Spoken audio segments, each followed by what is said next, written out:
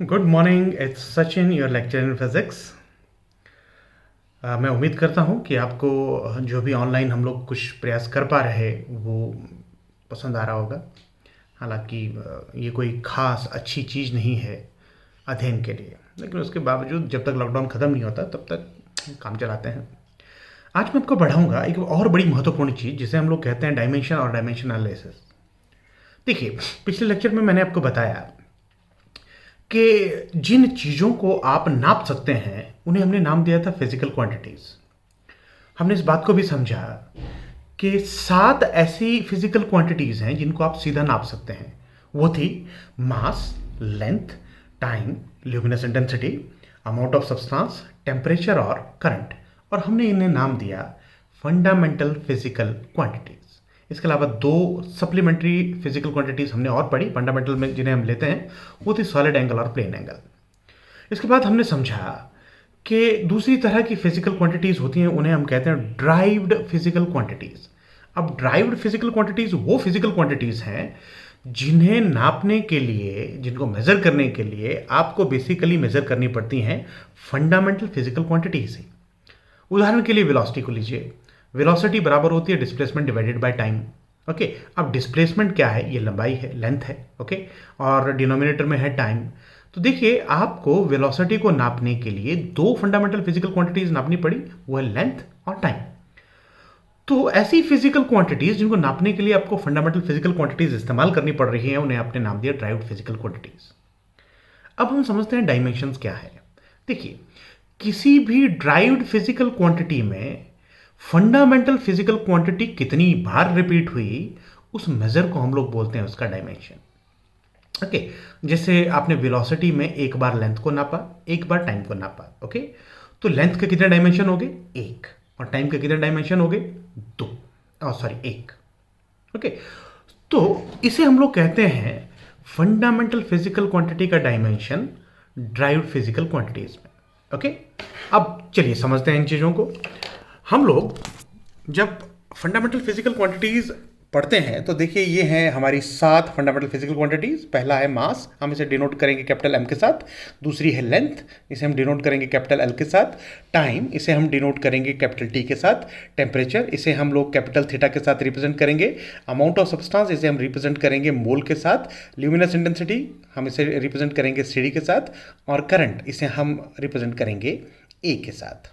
Okay, तो कोई भी फिजिकल क्वांटिटी को आप इस तरीके से लिख सकते हैं कि x है फिजिकल क्वांटिटी, वो बराबर है किसी नंबर गुणा यूनिट के। ओके, अब यूनिट जो है वास्तव में क्या है कि आपने फंडामेंटल फिजिकल क्वांटिटीज कितनी बार नापी उस चीज़ को नापने के लिए।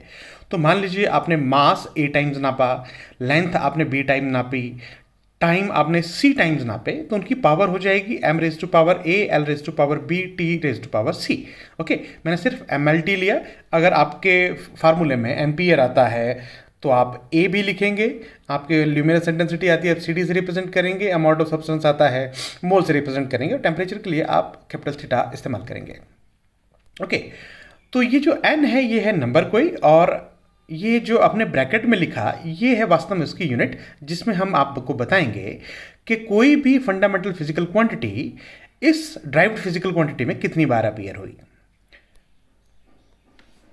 अब आप पूरी की पूरी जितनी भी फिजिकल क्वांटिटीज हैं या जितनी भी चीज़ें आप नाप सकते हैं उनको हम अलग अलग नामों से जानते हैं। शुरू करते हैं, क्या क्या है वो चीज़ें। सबसे पहली चीज़ है उसे हम कहते हैं डायमेंशनल क्वांटिटी। डायमेंशनल क्वांटिटी का मतलब वो ऐसी फंडामेंटल फिजिकल क्वांटिटी जिसमें डायमेंशंस अवेलेबल हैं। ओके, जैसे स्पीड है। अब स्पीड को अगर आप देखें तो वो है डिस्प्लेसमेंट अपॉन टाइम, तो उसमें लेंथ भी डायमेंशन है, उसमें टाइम का डायमेंशन भी है। एक्सेलरेशन वो है मीटर पर सेकंड स्क्वायर, उसमें भी लेंथ का एक डायमेंशन है। ओके, और टाइम के 2 डायमेंशंस हैं। ओके, तो इस तरह की जितनी भी फिजिकल क्वांटिटीज़ हैं इन्हें हम कहते हैं डायमेंशनल क्वांटिटीज़। दूसरी चीज़ें होती हैं उन्हें हम कहते हैं डायमेंशनलेस क्वांटिटीज। ऐसी क्वांटिटीज, फिजिकल क्वांटिटीज जिनके पास कोई डायमेंशन नहीं है उन्हें हम लोग कहेंगे डायमेंशनलेस क्वांटिटीज। उदाहरण के लिए रिलेटिव डेंसिटी है, रिफ्रैक्टिव इंडेक्स है, स्ट्रेन और ऐसी बहुत सारी चीज़ें।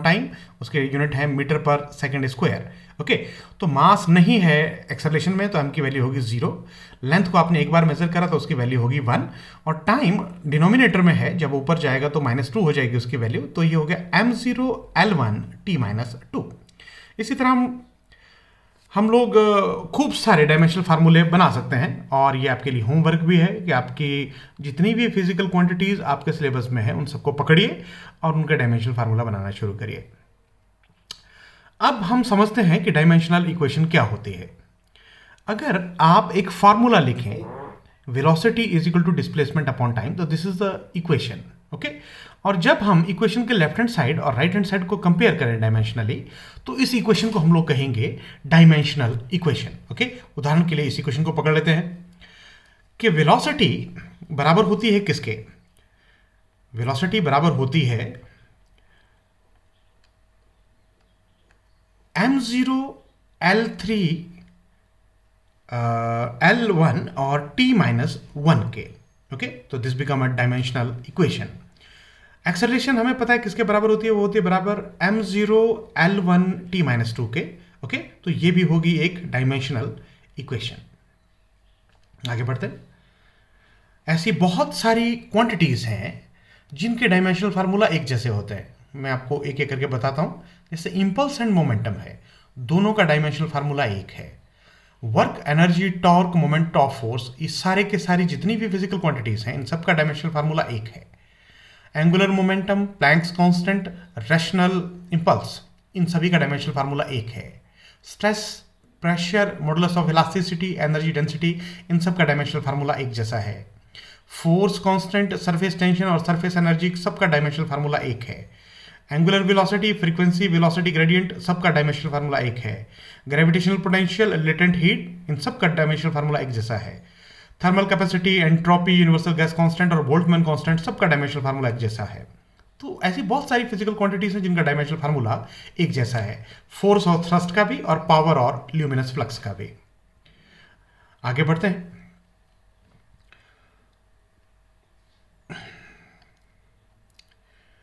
अब हम समझेंगे कि डायमेंशनल एनालिसिस की एप्लीकेशंस क्या हैं।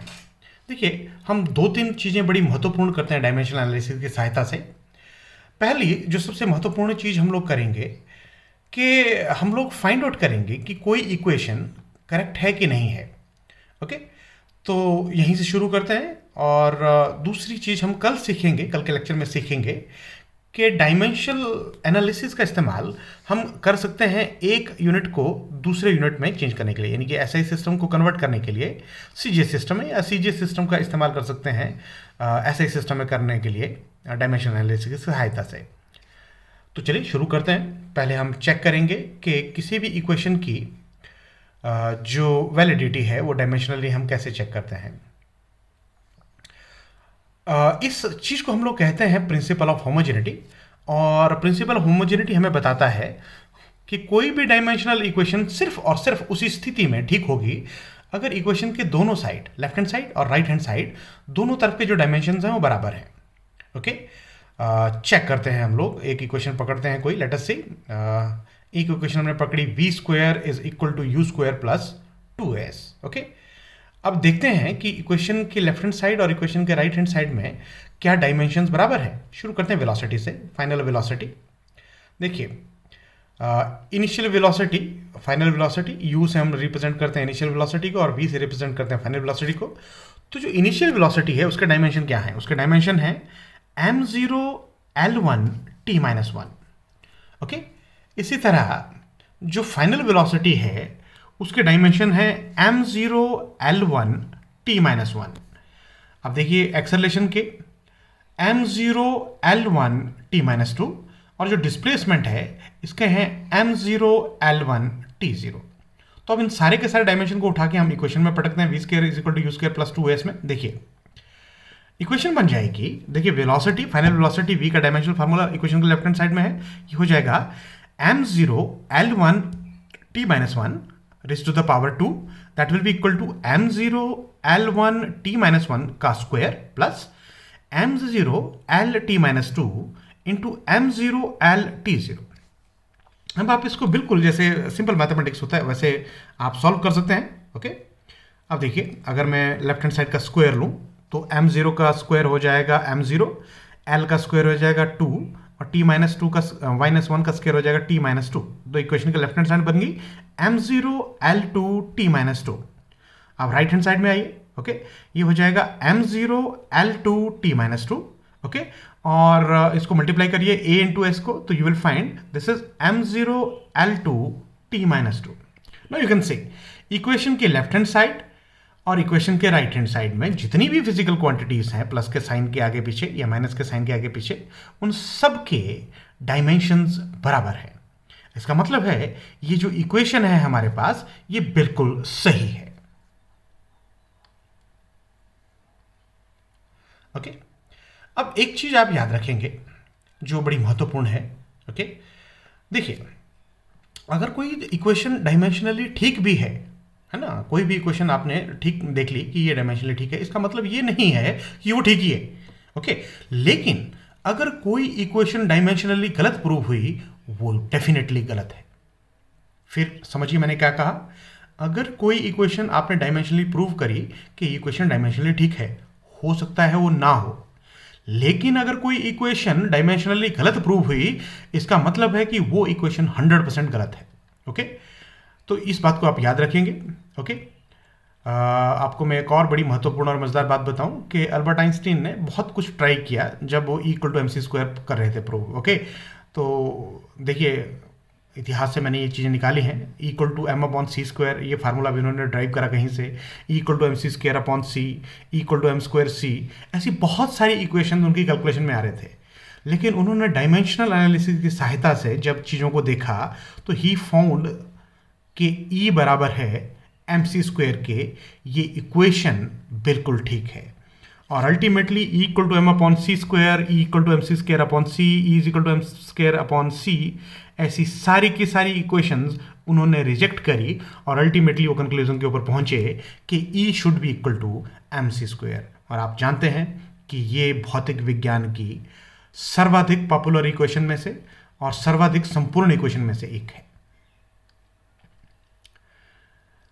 अब एक और चीज चेक करते हैं कि क्या इनिशियल वेलोसिटी बराबर होती है फाइनल वेलोसिटी के काइनेटिक एनर्जी सारी बराबर होती है पोटेंशियल एनर्जी के, इस चीज़ को भी चेक कर लेते हैं। देखिए इक्वेशन के लेफ्ट हैंड साइड में है हाफ एम वी स्क्वायर और राइट हैंड साइड में है एम जी एच।